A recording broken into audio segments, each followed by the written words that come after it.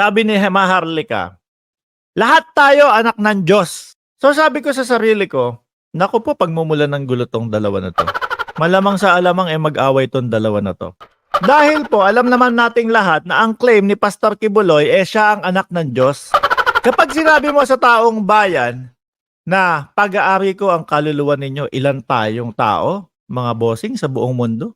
So ibig sabihin, no, siya lang yung anak ng Diyos. Ang banggit po ni Maharlika, lahat tayo anak ng Diyos, which is ako ay naniniwala doon sa sinabi ni Maharlika, mga kababayan. Pero tingin ko hindi papayag po yung may-ari ng doorbell na diamond kapag narinig yan.